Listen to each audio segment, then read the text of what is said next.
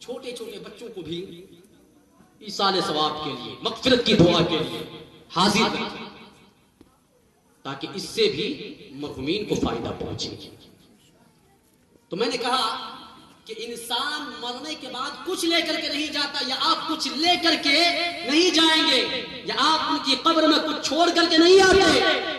آج انسان یہ سمجھتا ہے عالیشان مکان بنا لو کامیاب ہو گئے، دو چار گاڑی اپنے دروازے پر لگا لو کامیاب ہو گئے، کچھ بینک بیلنس کر لو کامیاب ہو گئے۔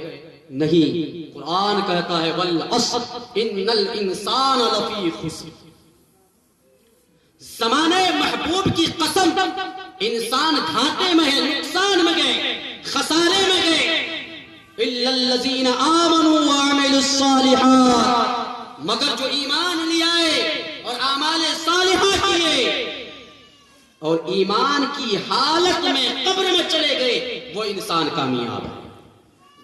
ایمان کی حالت میں دنیا میں رہے اور ایمان کی حالت میں موت آ جائے، وہ انسان کامیاب ہے، نہ کہ عالیشان بنگلہ بنانے والا، نہ کہ عالیشان عمارت کھڑا کرنے والا، نہ کہ دو چار گاڑیاں لگانے والا، نہ کہ بینک بیلنس کرنے والا۔ یہ انسان کامیاب نہیں ہے۔ قرآن کہتا ہے وہ انسان کامیاب ہے جو ایمان کی حالت میں دنیا کو گزارا اور ایمان کی حالت میں موت ہوئی اور ایمان کی حالت میں وہ دفنایا گیا، وہ انسان کامیاب ہے۔ اس لیے دعا کریں۔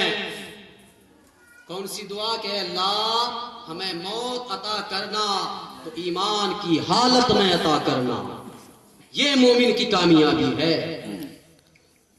اور قبر میں جب دفنا دیا جاتا ہے مردہ، دفنانے کے بعد وہاں پر آپ کا اعمال، اور ہم لوگ خوب جانتے ہیں کہ ہم لوگوں کا اعمال کیسا ہے، ساری چیزیں وہیں تک دم توڑ دیتی ہیں، وہاں سے آگے اب کچھ نہیں۔ بیٹا ہے 3 مٹھی مٹی ڈالا واپس ہو گیا، رشتہ دار ہے مٹی ڈالا واپس ہو گئے، سارے لوگ مٹی ڈال کر واپس ہو گئے۔ اب قبر میں منکر نکیر آتے ہیں، اور منکر نکیر یہ کس فرشتے کا نام ہے تھوڑا سا میں آپ کو بتا دوں کہ جن کا دانت ہاتھیوں کے دانت سے بھی بڑا، اس سے بھی لمبا لمبا، اور زمین کو چیرتے ہوئے آئے، اور بال آج اگر ایک شیر کسی گاؤں میں آ جائے تو پورا کا پورا گاؤں 5 منٹ میں خالی ہو جائے گا، ہے کہ نہیں؟ لیکن منکر نکیر جن کی آنکھ لال لال بڑی بڑی آنکھیں ہوں گی اور لال ہوں گی، اور بال ایسا گھنا اور ایسا لمبا لمبا بال ہوں گے کہ وہ زمین سے گھسیٹ رہے ہوں گے، اس بھیانک صورت شکل میں قبر میں انٹری کرتا ہے، قبر میں داخل ہوتا ہے۔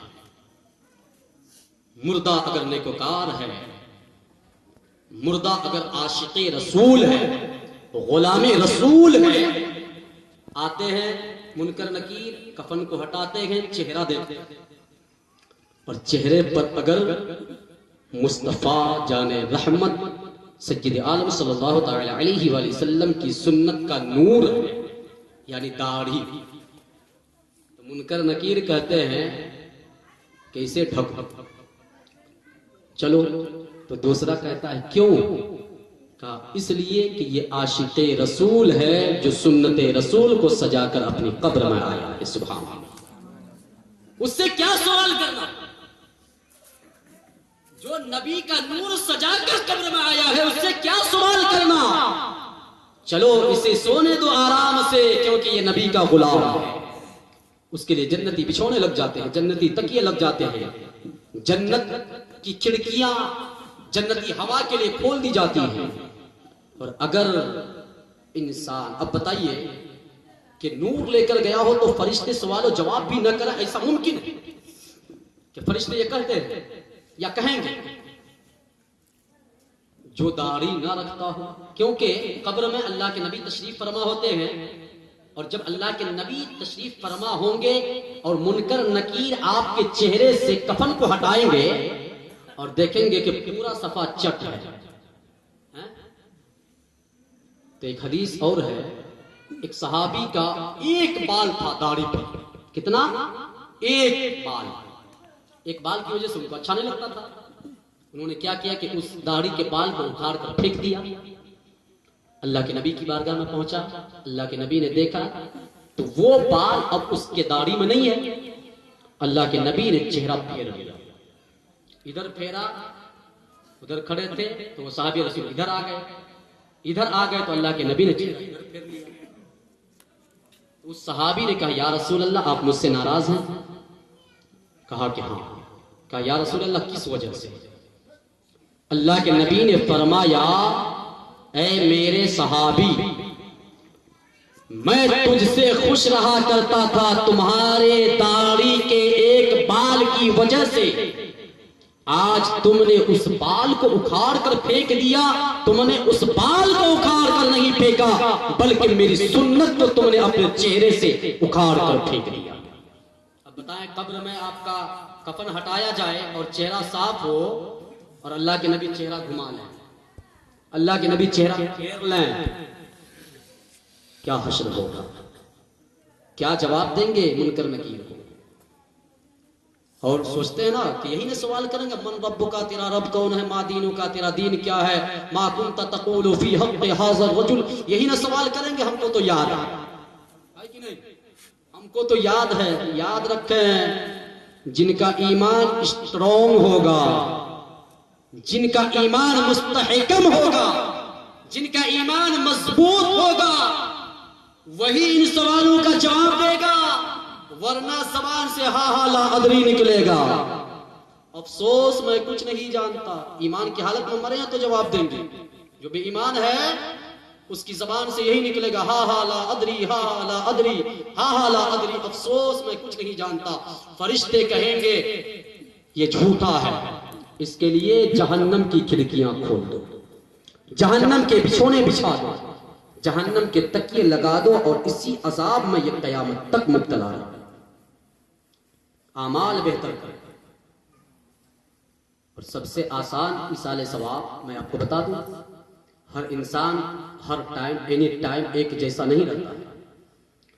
آج آپ کے پاس دولت ہے تو آپ دو چار عالموں کو بلا کر ایصال ثواب کر لیتے ہیں، لیکن کل اگر نہ ہو تو آپ ایصال ثواب کیسے کریں گے؟ اور ایصال ثواب کے لیے کوئی وقت نہیں ہے، کوئی ٹائم نہیں ہے۔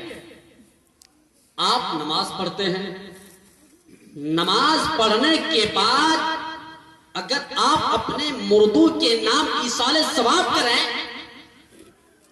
اس کا طریقہ یہ ہے، مشکات شریف کی حدیث ہے، اللہ کے نبی ارشاد فرماتے گئے کہ نماز پڑھنے کے بعد 3 مرتبہ درود پاک پڑھیں، 11 مرتبہ سورہ اخلاص کی تلاوت کریں، پھر 3 مرتبہ درود پاک پڑھیں، اور اس کے بعد اپنے مردوں کے نام ایصال ثواب کر دیں۔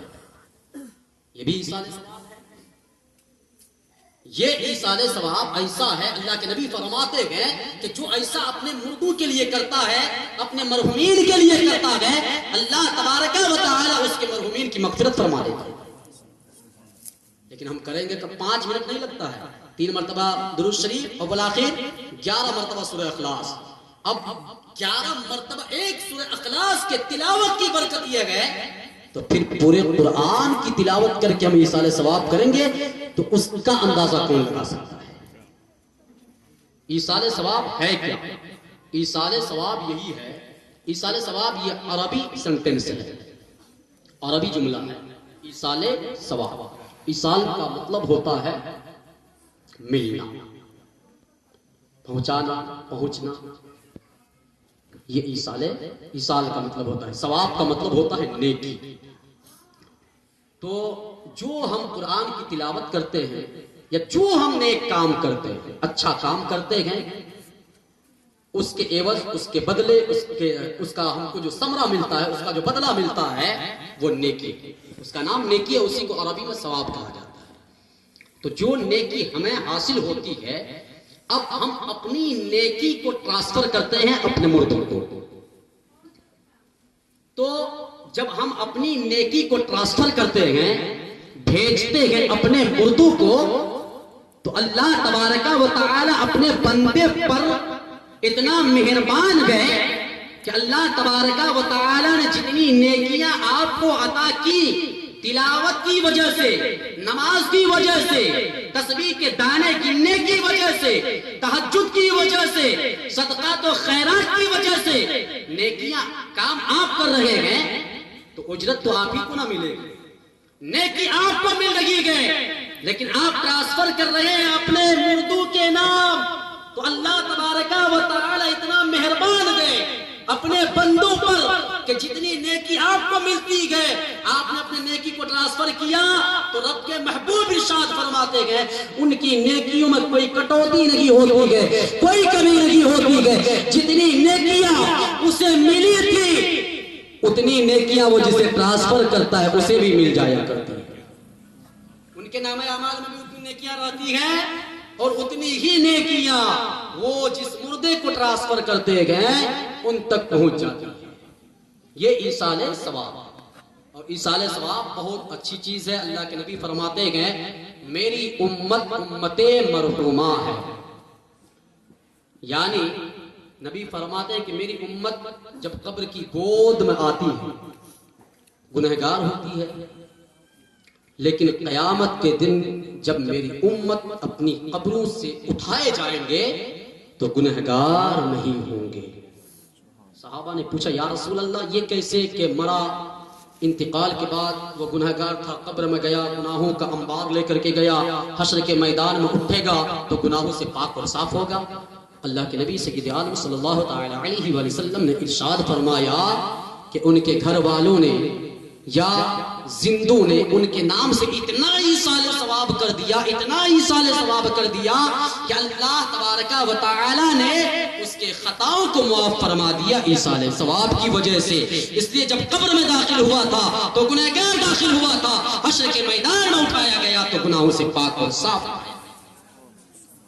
یہ امت امت مرحومہ ہے، امت یہ جو ہے بخشی بخشائی ہوئی ہے۔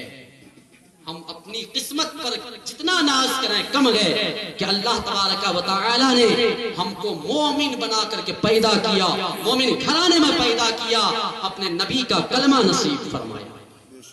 ہم خوش نصیب لوگ ہیں، اس لیے کوشش کریں کہ یہ دنیا چند دن کی ہے، اس دنیا میں رہ کر کے اپنے رب کو راضی کرنے کی کوشش کریں، اس لیے کہ رب کی رضا میں جو مزہ ہے وہ مزہ کسی اور چیز میں نہیں ہے۔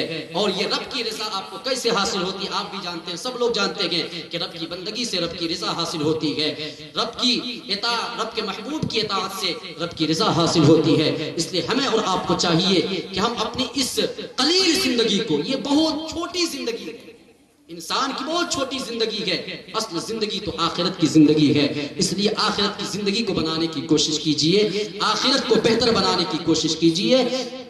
وآخر دعوانا ان الحمدللہ رب العالمین، استغفر اللہ ربی من کل ذنب واتوب الیہ۔ ایک مرتبہ سبھی لوگ کلمہ شریف پڑھ لیجئے، لا الہ الا اللہ محمد رسول اللہ صلی اللہ تعالی علیہ وآلہ وسلم۔ اب آئیے آپ لوگ اپنے محبوب ادارے کے لیے دارالعلوم عثمانیہ کے